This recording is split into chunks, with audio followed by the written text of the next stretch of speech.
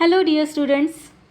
The lesson that we will be learning today is a lesson from your standard 3 EVS textbook, and it is lesson number 9, where does water come from? So children, since the last lesson, that is lesson number 8, we are talking about water, isn't it? Now in these next few lessons we are going to learn more about water. Lesson number 8 मध्ये आपण काय शिकलो? आपल्या शरीराला पाण्याची गरज असते आणि ज्या पाण्याची आपल्या शरीराला गरज असते ते पाणी नक्की आता येतं तरी कुठून हे आपल्याला लेसन नंबर 9 मध्ये शिकायचं आहे. आणि अजून काय शिकायचं आहे?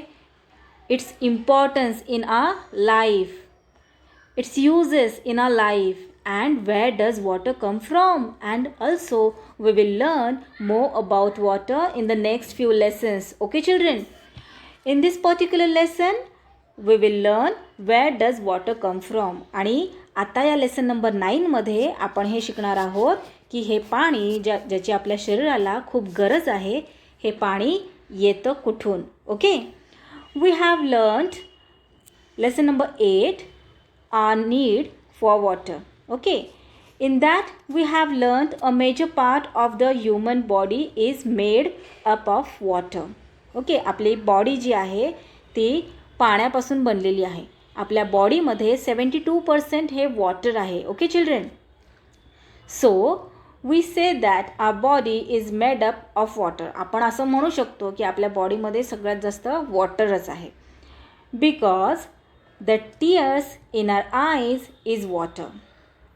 आपल्या डोळ्यामध्ये जे पाणी येतं ते सुद्धा वॉटरच आहे. The saliva in our mouth is water. Okay मुलांनो, सलायवा म्हणजे काय? तर लाळ. ओके, आपल्या तोंडामध्ये जे पाणीसारखं असतं त्याला आपण सलायवा म्हणतो. When you see something is very interesting, when you see something is very tasty, your mouth starts watering, isn't it? तुमच्या डोळ्यासमोर काही इंटरेस्टिंग मस्त खाण्यासाठी आलं तर तुमच्या तोंडाला पाणी सुटतं, हो की नाही? तर तोंडाला पाणी सुटतं म्हणजेच काय, तर तोंडामध्ये लाळ येते आणि त्यालाच आपण सलायवा असं म्हणतो. So there is water inside your mouth in the form of saliva. Okay children, we also saw that there is blood flowing through our body which has water. So of course we can say that there is a lot of water present in our human body.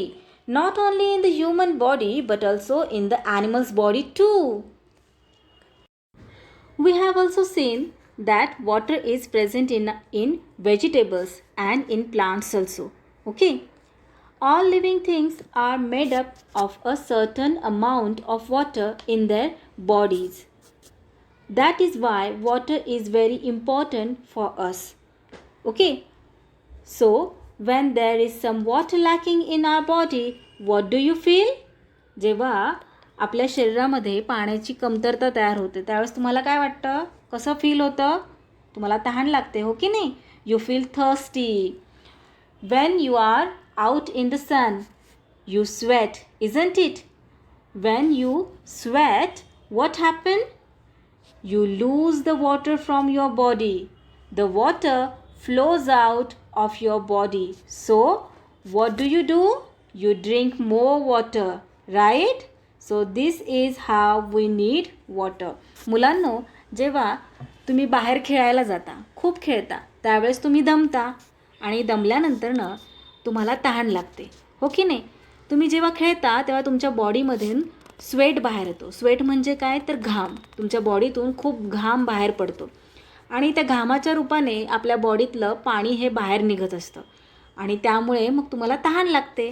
तसंच तुम्ही उन्हामध्ये जेव्हा बाहेर जाता त्यावेळेससुद्धा तुमच्या बॉडीमधून खूप सारा sweat बाहेर पडत असतो, म्हणजेच घाम बाहेर पडत असतो आणि घाम हे पाण्याचंच रूपांतर आहे. ओके, त्यामुळे तुम्हाला तहान लागते, तुम्ही थर्स्टी फील करता आणि मग तुम्ही पाणी पिता. Okay, we also learned that we need water for various reasons, for drinking, for cooking, for bathing, farming, for industry and for many more reasons.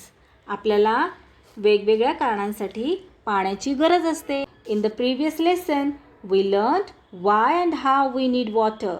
In this particular lesson, lesson number 9, we will learn about from where we get water. आता lesson number 9 मध्ये आपण काय शिकणार आहोत? आपल्याला जे पाण्याची गरज आहे ते पाणी येतं कुठून, आपल्याला कुठून ते पाणी मिळतं. So all this water that we need, that we drink, that we use, from where does this water come? So let us solve this small exercise. Now children, one activity is here. Can you tell? Choose the right answer and put a tick next to the proper picture. इथे तुम्हाला right answer choose करायचा आहे आणि tick द्यायची आहे empty बॉक्समध्ये. If your answer is different from all of the given pictures, write it in the empty box. आणि तुमचं जर आन्सर दिलेल्या पिक्चर्सपेक्षा काहीतरी वेगळं असेल तर तुम्हाला ते इथे एम्प्टी बॉक्स दिलेला आहे, त्या एम्प्टी बॉक्समध्ये तुम्हाला तुमचं आन्सर राईट करायचं आहे. So what is the first question? What do you drink water from? तुम्ही पाणी कशाने पिता? So you might drink water from this glass. So let me put a tick mark here. We use glass to drink water. Now next is lota. This is lota. We use lota to drink water. Lota is actually a Indian word. Indian word आहे लोटा, हो की नाही? पण आता त्याला इंग्लिशमध्ये सुद्धा लोटाच म्हणतात. But now it is used in English also. Next is bottle, and yes, we drink water from bottle also. आपण जेव्हा शाळेमध्ये जातो त्यावेळेस बॉटलमध्ये पाणी घेऊन जातो, किंवा आपण कुठे प्रवासाला चाललो असो तेव्हासुद्धा आपण बॉटलमध्येच पाणी भरून घेऊन जातो, हो की नाही? Then when we don't have anything to drink water, we use our palm. Okay, आपण आपल्या पामचा यूज करतो टू ड्रिंक वॉटर. ओके, ओंजळ म्हणतो आपण मराठीमध्ये. ओंजळीत पाणी घेऊन पितो की नाही? Now the next is water tap. So we use water tap. Water comes from the water tap and then we take that water in our palm when we don't have anything to drink water. आपल्याकडे जेव्हा काहीच नसतं, glass नसतो, लोटा नसतो किंवा water बॉटलही नसते, त्यावेळेस आपण काय करतो? ओंजळीमध्ये पाणी घेतो जे टॅपमधून येतं ते, आणि मग पितो. Now the next thing is tumbler, and yes, we use tumbler to drink water. Let's move on. Question number 2. What is this drinking water stored in? Okay, आपण हे पाणी जे पितो ते पाणी आपण कुठे स्टोअर करतो? आपण पाणी कशाकशातून पितो? आपण ग्लासने पाणी पितो, लोट्याने पाणी पितो, बॉटलनी पाणी पितो. पण हे पाणी आपण कुठे साठवून ठेवतो? कुठे स्टोअर करतो? It could be stored in अ जग and pot. This kind of a plastic container. Okay, आपण या अशा प्रकारच्या प्लास्टिक कंटेनरमध्ये सुद्धा स्टोअर करून ठेवतो पाणी. In a steel drum. Steel ड्रममध्ये पण सुद्धा आपण पाणी स्टोअर करून ठेवतो. Sometimes this kind of pot which has tap. Okay, ज्याला नळ असतो, अशा प्रकारच्या एका भांड्यामध्ये सुद्धा आपण पाणी स्टोअर करून ठेवतो. Okay, sometimes we store water in this big earthen pot. अशा प्रकारच्या मोठ्या अर्दन पॉटमध्ये सुद्धा आपण पाणी स्टोअर करून ठेवतो. And finally this kind of tanks also. Okay, now the next question is, where do you think this stored drinking water came from? आता मुलांना तुम्ही पाणी पिण्यासाठी ग्लास, वॉटर बॉटल, लोटा, टम्बलर यासारख्या वस्तूंचा वापर करता, बरोबर? आणि हे पाणी स्टोअर करून ठेवण्यासाठी तुम्ही अर्दन पॉट, सिम्पल पॉट और प्लास्टिक कंटेनर और जग यासारख्या वस्तूंचा वापर करता. पण हे जे तुम्ही स्टोअर करून ठेवता पाणी, ते नक्की कुठून येतं? Have you ever wonder? तुम्ही याबद्दल कधी विचार केलेला आहात? तर तुम्ही म्हणाल, हो, आम्ही विचार केलेला आहे, पाणी टॅपमधून येतं. पण हे टॅपसुद्धा पाईपला कनेक्टेड आहेत आणि हे पाईपसुद्धा कुठे ना कुठे दुसऱ्या प्लेसला कनेक्टेड आहेत. मग पाणी नक्की येतं तरी कुठून? Where does the water came from? So it could come from wells, dams, handpumps, river or big size tank. Okay, so all the water that we drink, all the water that we store could come from any one of these places. Okay, it could be from a whale, it could be from a dam, it could be from a river or hand pump. Okay, now children, can you tell where does all this water come from? We have learned that we use glass, lota, etc. to drink water.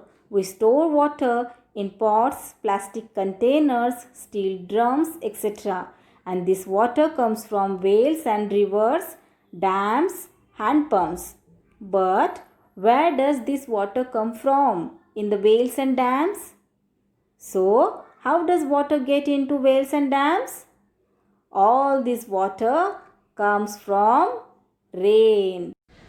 When it rains, some water flows over the ground, giving rise to rivulets, streams and rivers. पाऊस पडल्यावर त्याचे काही पाणी ग्राउंडवरून वाहत जात असतं. ठीक आहे मुलांनो? आणि त्यामुळे rivulets means small portion of water on the ground. So it is not like a river which is big. You can say it is a smaller than a river. Okay, or streams are bigger in the size as compared to rivulet. मराठीमध्ये आपण त्याला ओहळ असं म्हणू शकतो. Okay, and streams हे रिव्युलेट्सपेक्षा थोडेसे मोठे असतात आणि रिव्हर्स ह्या स्ट्रीम्सपेक्षा पण मोठ्या असतात. तर इथे रिव्युलेट्स म्हणजे आपण ओहळ म्हणतो आणि स्ट्रीम्स म्हणजे ओढे आणि रिव्हर्स म्हणजे नद्या. तर हे जे काही पावसाचं पाणी पडत असतं जमिनीवर, तर त्यातलं काही पाणी फ्लो होऊन जातं आणि त्याच्यापासून रिव्युलेट्स, स्ट्रीम्स आणि रिव्हर्स तयार होतात. Some water collects in low lying areas, thus lakes R formed. आता मुलांनो, उंच अशा भागावर जर पाऊस पडत असेल तर पाणी फ्लो होऊन खालच्या भागाकडे येत असतं आणि ज्यावेळेस हे पाणी खालच्या साईडला येतं त्यावेळेस तिथे लेक्स फॉर्म होतात. लेक्स म्हणजे काय? तळे. ओके, आणि पॉन्ड्स पण फॉर्म होतात, पण पॉन्ड्स हे लेक्सपेक्षा छोटे असतात साईजमध्ये. A flowing river is sometimes blocked by building a wall. This is called a dam. When it doesn't rain, the water from the dam can be used. आता मुलांनो, रेनी सीझनमध्ये खूप पाऊस पडतो, हो की नाही? तर या पावसाळ्यामध्ये रिव्हर्स ह्या भरपूर भरून वाहत असतात आणि ह्या रिव्हर्स शेवटी जाऊन कुठे मिळतात? तर समुद्राला जाऊन मिळतात, सीजला जाऊन मिळतात. आणि हे जे रिव्हरमधलं पाणी आहे ते सीला जाऊन मिळाल्यानंतर ना सॉल्टी होतं, त्याचा आपल्याला काही यूज होत नाही. त्यामुळे मग काय करतात? तर या रिव्हर्सवर एक मोठी वॉल बांधतात. ठीक आहे, आणि त्या रिव्हरचं पाणी अडवतात आणि जे काही ते पाणी रिव्हरचं आहे चांगलं पाणी ते साठवून ठेवतात आणि यालाच डॅम असं म्हणतात. रिव्हरवर वॉल बांधून काय तयार करतात? डॅम तयार करतात. आणि मग जे हे पाणी रिव्हरमधलं साठतं तेच पाणी आपल्याला पुढे वर्षभर पिण्यासाठी उपयोगात येतं. Some rain water seeps into the ground. To obtain this water we dig wells. This water can also be taken out by using handpumps and borewells. पावसाचं जे काही पाणी जमिनीवर पडतं तर ते पाणी जमिनीमध्ये मुरतं. सिप्स म्हणजे काय? तर जमिनीमध्ये मुरणे. ठीक आहे, त्याला सिप्स असं म्हणतात. आणि वेल म्हणजे काय? तर विहिरी. तर पाऊस जेव्हा पडतो त्यावेळेस पावसाचं पाणी जमिनीमध्ये मुरतं. आता सिटीजमध्ये आपल्याला सगळीकडे कॉन्क्रीट रोड्स दिसतात. ठीक आहे, त्यामुळे सिटीजमध्ये सगळीकडे कॉन्क्रीट रोड असल्यामुळे पाणी जमिनीमध्ये मुरण्याचं प्रमाण कमी असतं. पण जिथे पूर्ण लँड आहे, ठीक आहे, त्या ठिकाणी पावसाचं पाणी हे जमिनीमध्ये मुरलं जातं आणि हे जमिनीमध्ये जे सीप झालेलं वॉटर आहे, जे मुरलेलं वॉटर आहे ते बाहेर काढण्यासाठी आपण वेल्स डिग करतो. ठीक आहे, तर ह्या वेल्स डिग करण्यासाठी जमिनीमध्ये फार मोठा आतपर्यंत खोलवर खड्डा खणला जातो. ठीक आहे. आणि हा खड्डा खणण्यासाठी मोठ्या मोठ्या मशिनरीजचा यूज केला जातो आणि मग हा मोठा खड्डा खणला जातो आणि खूप खोलपर्यंत गेल्यानंतर ना आपल्याला जमिनीत मुरलेलं पाणी हे लागतं. ठीक आहे. ते जमिनीमध्ये मुरलेलं पाणी आपल्याला दिसतं आणि मग त्यालाच आपण वेल असं म्हणतो. आपल्याला वेल्स सिटीजमध्ये बघायला मिळत नाही, पण विलेजेसमध्ये या अशा प्रकारच्या वेल्स आपल्याला भरपूर ठिकाणी बघायला मिळतात. ओके. आणि जमिनीमधले मुरलेलं जे पाणी आहे ते अशा हँडपंप्सद्वारे सुद्धा आपण बाहेर काढतो. Now sometimes water in the ground comes out in the form of springs. पावसाचं पाणी जेव्हा जमिनीवर पडतं तेव्हा ते पाणी जमिनीमध्ये मुरलं जातं. ठीक आहे. आणि जमिनीमध्ये जेव्हा ते मुरतं त्यावेळेस ते जमिनीखालून सुद्धा फ्लो होत असतं पाणी. जे जमिनीखाली मुरलेलं पाणी असतं ते जमिनीखालून सुद्धा फ्लो होत राहतं. आता मुलांनो, इथे एक पिक्चर आहे. इथे पाऊस ज्या वेळेस पडतो लँडवर त्यावेळेस पाणी हे जमिनीखाली मुरतं. ठीक आहे. आणि जमिनीखाली मुरल्यानंतरनं सुद्धा ते उंच भागाकडून खोलगट भागाकडे वाहत असतं. जमिनीखालून सुद्धा ते वाहत असतं आणि अशाच वेळेस जमिनीच्या क्रॅक्समधून किंवा काही होल्समधून पाणी वर येत असतं. त्यालाच स्प्रिंग्स असं म्हणतात. इथे बघा, पाणी, पावसाचं पाणी जमिनीवर पडतं आहे, ते सीप होतं आहे खाली आणि मध्येच भेगांमधून ते पाणी बाहेर पडलं जातं. त्यालाच स्प्रिंग्स असं म्हणतात. Okay. Some sources of water are formed naturally. However, places like wells and dams are man-made. If rainfall decreases, the water stored in these places also decreases. मुलांनो, पाणी मिळण्याची काही ठिकाणे निसर्गात आपोआपच तयार झालेली असतात. त्याला आपण तयार करायची गरज नाही. तसंच काही ठिकाणं ही आपण स्वतः तयार करतो. जसं की आता हे rivulets, streams and rivers are natural water sources. त्याला आपण तयार करत नाही, ते नॅचरली तयार झालेले असतात. ओके. आणि dams, wells, handpumps these are manmade water sources. याला आपण स्वतः तयार करतो. डॅम्स कसे तयार करतो आणि का तयार करतो? डॅम्स आपण रिव्हरवर मोठी वॉल बांधून आपण डॅम तयार करतो. का बरं डॅम तयार करतो? तर रिव्हरचं पाणी हे पुढे जाऊन समुद्राला मिळत असतं, सीजला जाऊन मिळत असतं आणि समुद्राचं पाणी हे खारं असतं. त्यामुळे रिव्हर्सचं जे चांगलं पाणी असतं ते सॉल्टी होऊन जातं, त्याचा आपल्याला काही यूज होत नाही. त्यामुळे आपण काय करतो, रिव्हर्सवर मोठ्या वॉल्स बांधतो आणि डॅम्स तयार करतो. म्हणजे जे काही पाणी आपण साठवू ते पाणी आपल्याला वर्षभर पिण्यासाठी पुरतं. तसंच वेल्स आणि हँडपंप्स हे आपण कसे तयार करतो? तर पावसाळ्यामध्ये जे काही पाणी जमिनीमध्ये मुरतं ते जमिनीमध्ये मुरलेलं पाणी आपल्याला वापरायला मिळावं म्हणून आपण वेल्स आणि डॅम्स तयार करतो. ठीक आहे मुलांनो. आणि पाऊस जर कमी पडला तर या ठिकाणांचं पाणीसुद्धा कमी होतं. Now children, you can see such water sources in your locality, taluka or district. तुमच्या लोकॅलिटीमध्ये म्हणजे तुम्ही जिथे राहता तिथे किंवा तालुक्यात किंवा डिस्ट्रिक्टमध्ये जिथे कुठे हे वॉटर सोर्सेस असतील तिथे जाऊन तुम्ही पाहू शकता. Study the district map given along side and complete the activities. आता इथे तुमच्या बुकमध्ये डिस्ट्रिक्टचा मॅप दिलेला आहे आणि काही ॲक्टिव्हिटीज दिलेल्या आहेत. तर त्या ॲक्टिव्हिटीज तुम्हाला सॉल्व करायच्या आहेत. Now children, how is a river formed and how does it flows. Rivers कशा तयार होतात आणि त्या कशा वाहतात? Rain also falls on high places like mountains. This rainwater flows downhill. Numerous rivulets of water flowing downhill join together to form a river.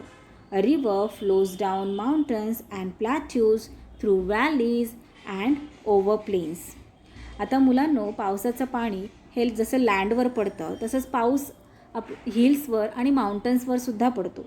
तर हिल्सवर आणि माउंटन्सवर ज्यावेळेस पाऊस पडतो त्यावेळेस पावसाचं पाणी हे माउंटन्सच्या खालच्या दिशेने वाहत असतं आणि ज्यावेळेस माउंटन्सच्या खाली असं खालच्या दिशेने हे पाणी वाहत असतं त्यावेळेस असंख्य असे रिव्हलेट्स तयार होतात. रिव्हलेट्स म्हणजे काय तर ओहोळ. ठीक आहे. असंख्य असे ओहोळ तयार होत असतात आणि हे रिव्हलेट्स एकत्र फॉर्म होतात. जसे ते खाली येत असतात तसे एकत्र असे फॉर्म होतात आणि त्यानंतरनं मोठी रिव्हर तयार होत असते. ठीक आहे. आणि ही रिव्हर प्लॅट्यूजमधून, व्हॅलीजमधून, प्लेन्समधून वाहत येत असते. Now water bodies.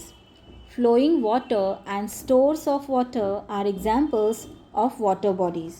ओके, आपले कोणकोणत्या वॉटर बॉडीज आहेत तर springs, streams, rivers, lakes, reservoirs, creeks, seas and oceans are all water bodies. Okay, आता स्प्रिंग्स म्हणजे काय? येस, झरा. आपण जमिनीतून जे पाणी येतं बाहेर त्याला स्प्रिंग्स असं म्हणतो. आपोआप येतं जमिनीतून बाहेर त्याला आपण स्प्रिंग्स असं म्हणतो. तसंच स्ट्रीम्स, ओके, रिव्हर्स, लेक्स, लेक्स म्हणजे तळे, ओके, रिझर्वायर्स म्हणजे आपण जे पाणी साठवून ठेवतो, जलाशय, ठीक आहे, त्याला रिझर्वायर्स म्हणतात. क्रिक्स, क्रिक्स म्हणजे काय? छोटी नदी म्हणू शकतो आपण किंवा खाडी. ओके, सीज म्हणजे समुद्र, ओशन्स, ओशन्स म्हणजे काय तर महासागर. हे सगळे आपले काय आहेत? वॉटर बॉडीज आहेत. मुलांनो, आता आपण वॉटर बॉडीज पाहिल्या, ठीक आहे. आता आपण लँडफॉर्म्स पाहूयात. Due to the high and low levels of land at different places land gets different forms. जमिनीच्या उंचवटा व खोलगटपणा यामुळे जमिनीला वेगवेगळे आकार मिळत असतात. आपण ज्या जमिनीवर आता वावरतो तर ती जमीन सगळीकडे सारखीच एकदम प्लेन असते का तर नाही. काही ठिकाणी उंच असतं तर काही ठिकाणी स्लोप असतो, खाली असते, खोलगट असते जमीन, ठीक आहे. अशा या प्रकारामुळे जमिनीचे वेगवेगळे फॉर्म्स तयार होतात, लँडफॉर्म्स तयार होतात. तर ते कोणते आहेत तर ते आहेत माउंटन्स. माउंटन्स म्हणजे पर्वत, ओके. पीक्स, पीक्स म्हणजे काय तर शिखर. हिल्स म्हणजे डोंगर. अजून हिल रॉक्स म्हणजे टेकड्या. प्लॅच्यूज मीन्स पठारे. प्लेन्स, प्लेन्सला काय म्हणतात मैदानी, मैदानी भाग, ठीक आहे. पासेस मीन्स खिंड. अँड व्हॅलीज, व्हॅली म्हणजे काय तर दऱ्या.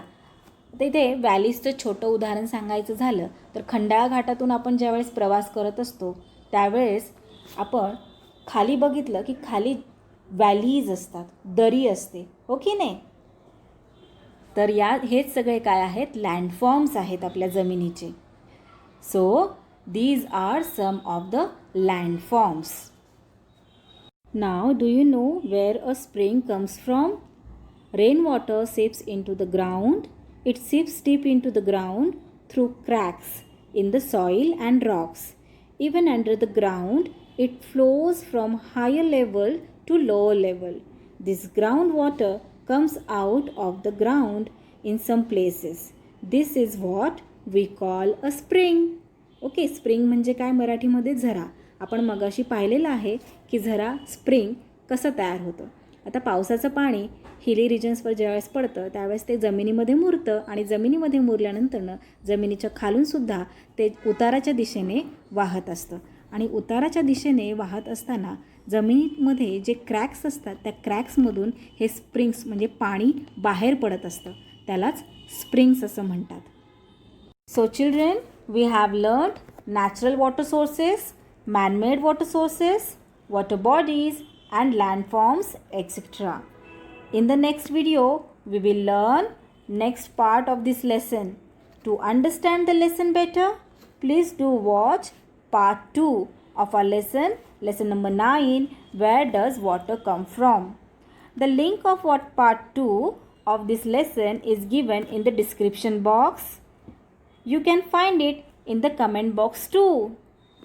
So, that's all for today, children. We will meet again in our next video. Till then, keep learning, keep enjoying. Bye-bye.